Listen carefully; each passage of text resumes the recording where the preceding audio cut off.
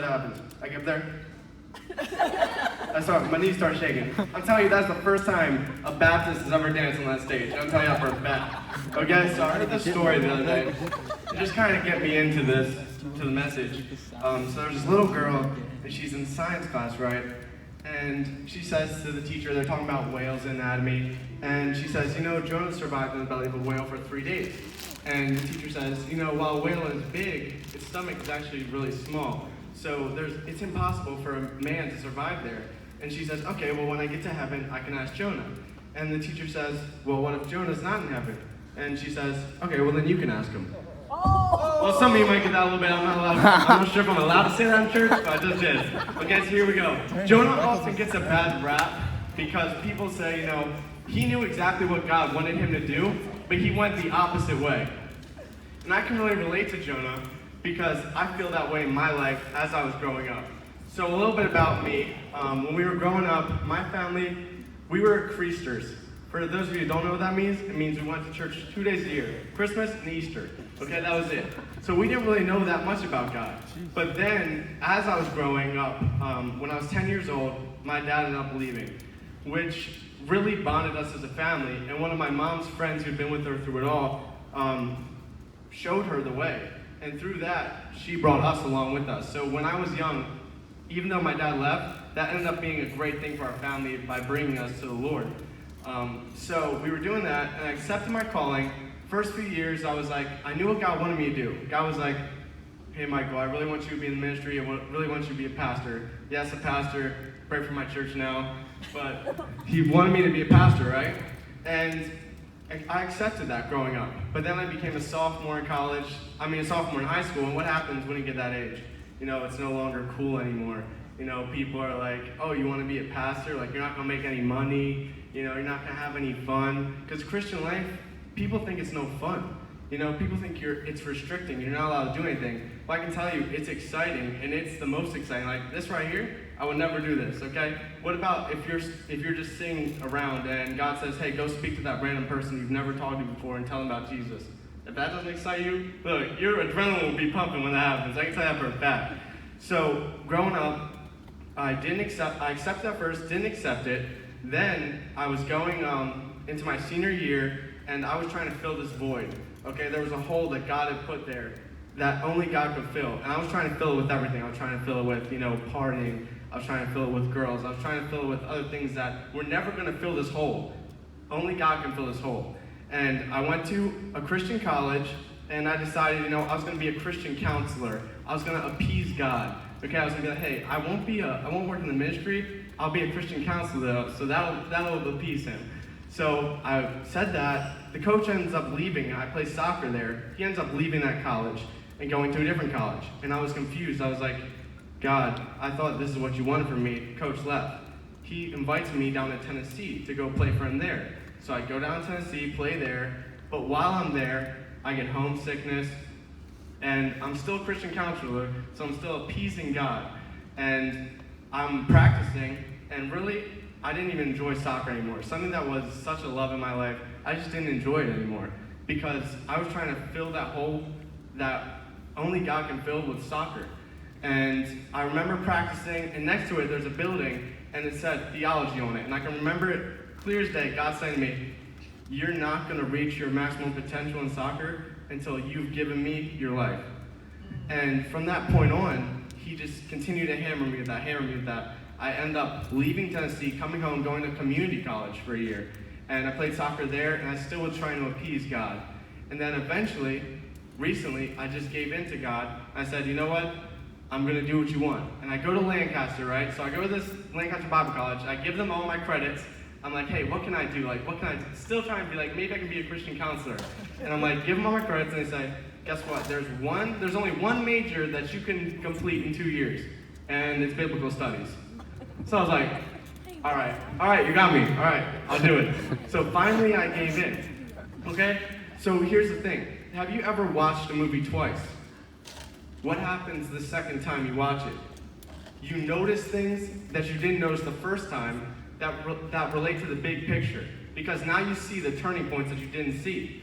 So this is the same thing. What if we could do this with our lives? What if we could look at our lives and see the turning points. There are huge, monumental, life-changing things that happen in our lives that act as turning points. The issue is, it's hard for us to realize what those points are when we're in the middle of it. Okay, we can't realize that. So how do we make sure we're prepared for that? Well, we take every thought captive, which leads us to the scripture that we're talking about. Okay, 2 Corinthians 10, 1 through 6. If you have your Bibles, you can turn to it. This passage shows us how God, we can trust him in our relationships, spiritual lives, and our thought life. So some background for this. During this passage, Paul's speaking to people that don't want to hear him. Okay, this church thinks he's weak. They don't think, Paul, this is Paul we're talking about, one of the strongest Christians of all time. Okay, this church doesn't want to hear him because they say that he's weak, that, when he's away from them, he's really loud about God, but when he's with them, he's not loud about God at all. And he comes up, and this is verse 1 and 2, he says to him, "Now I, Paul, myself beseech," which means urge you, "by the meekness and gentleness of Christ, who in presence and base," which means he's humble among you, "but being absent and bold toward you," which basically what they were talking about. "But I beseech you, urge you, that I may not be bold when I am present with that confidence, wherewith I think to be bold against some, which think of us as if we walked according to the flesh." He's talking about unbelievers. So he's saying, I shouldn't have to show the same boldness talking to you as I do when I talk to unbelievers. Now, put yourself in his shoes.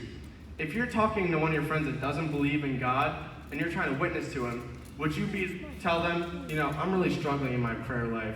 I feel like God's not working in my life. He's not doing anything. I don't even know if he's listening to me. No, you wouldn't do that. So Paul's saying, you are fellow believers. I should be able to talk to you and understand, and you should be able to understand where I'm coming from when I'm saying these things. They don't understand that Paul's weakness is actually his strength. So Paul taught us an awesome lesson here. How do you deal with people that talk about you? Okay? This is a big subject in high school. Okay? When people say something bad about you, when people talk behind your back, what do you guys do? What's your first response? Do you go right back at them? Do you clap back at them? Do you go talk to your friends and be like, oh, she's talking about me, blah, blah, blah? Or do you just ignore them and be like, I'm just going to act like they don't even exist. They're going to try to talk to me. I'm not going to look at them in the hallway. I'm not going to do anything. They're going to ask for a pencil and I'm going to say, who? Okay? That's what do? Okay? Paul teaches us. In Matthew 18, he shows us how we react to these people. So if you disagree with someone, okay, or you're in an argument, or someone says something about you, how should you deal with this? Number one, go straight to them. Go straight to them. If you have an issue with someone, go straight to them. Ben said something bad about me, I go straight to Ben. I say, what you talking about, Ben? Okay? If I go around and I start spreading it, and I start gossiping about Ben, that's when things get bigger. That's when things escalate. Okay? Bible teaches us that if you have an issue, go straight to them. And I challenge you, in your next year, whether you're going into college, high school, your next year of life, there are so many things that you can resolve by just going straight to the person itself. Okay? So in this next year, just try that. If you don't care what God thinks, still doing this will help your life. If you go straight to them, it'll make your life easier, whether you believe in God or not. Okay? It's just a good life rule. But it will also please God as well, for those of you who do care. So verse 3 and 4 goes on to say, "For though we walk in the flesh, we do not war after flesh. For weapons of our warfare are not carnal, but mighty through God, pulling down strongholds." Spiritual warfare is real, all right? The definition is a battle between invisible angelic forces that affect you and me. It's hard to fight a battle that we see, but it's even harder to fight a battle we can't see. So this spiritual warfare, there are three heavens in the Bible. You got one here, you got the atmospheric heaven, then you got the throne room of God, which is what we usually think of when we think of heaven, is the throne room of God. The second heaven is where spiritual warfare. That's where you have angels and demons fighting for your souls, for other people's souls.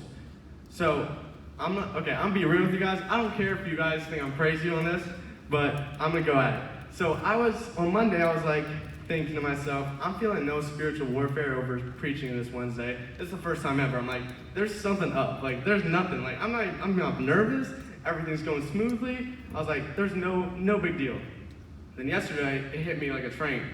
Devil was on me. He was like, oh, don't preach. He's like, hey, I even had Pastor Dan's number pulled up. I was like, hey, Pastor Dan, I'm not going to be able to do it tomorrow. And I had that typed out. And then, so I'm praying, I'm like, God, take this from me. So we grew up, me and my mom and my brother and Matthew grew up in an all-black church, okay? It was crazy, okay? Let me tell you a fact. They talking about crushing the head of the serpent all the time. And my mom was all about that, okay? So whenever we were driving the road, if she saw a dead snake on the side of the road, she'd be like, praise Jesus right there. Another dead serpent, okay? That's how she was.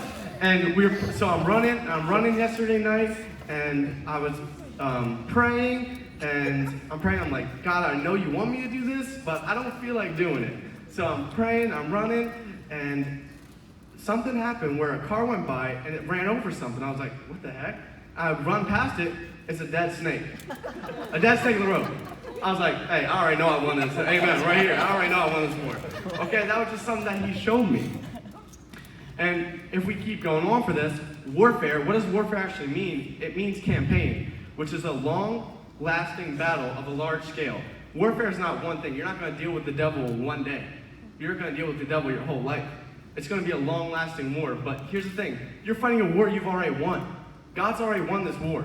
Once you realize that God's already won this war, it's a lot easier. You're not actually fighting. God's fighting for you, and he's already won.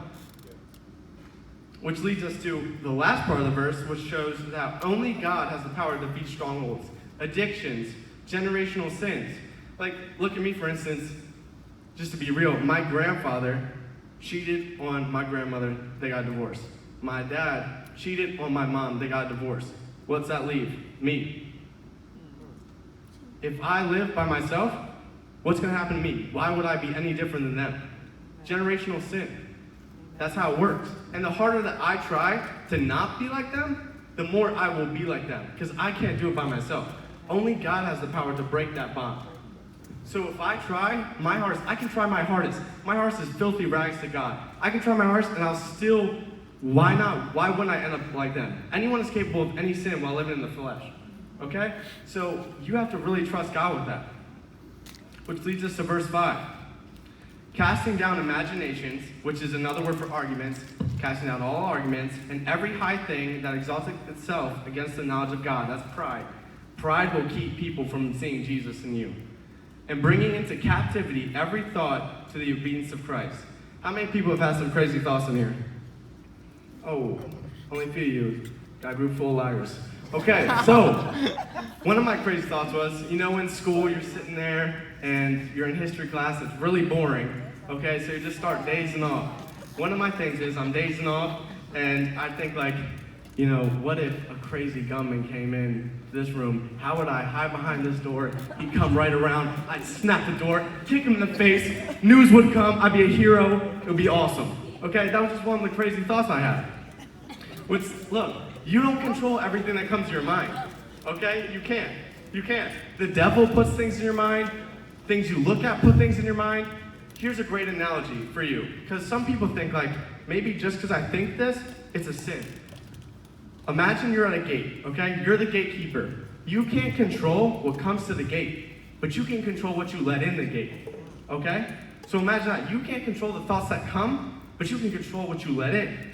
Okay? And in that same way, a lot of things that we let to the gate, we're like, hey, why don't you come to the gate?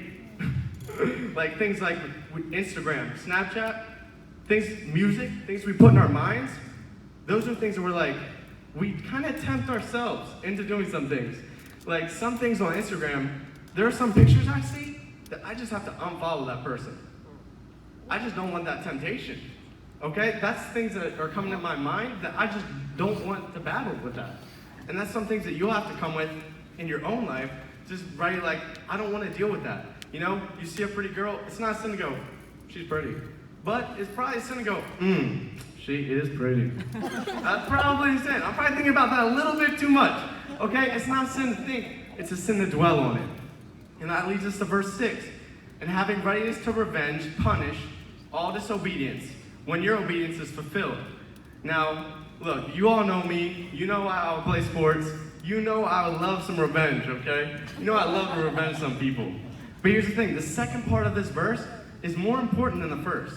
The second part says, when your obedience is fulfilled, you have to punish your own disobedience before you can even think about punishing someone else's disobedience. And one great story that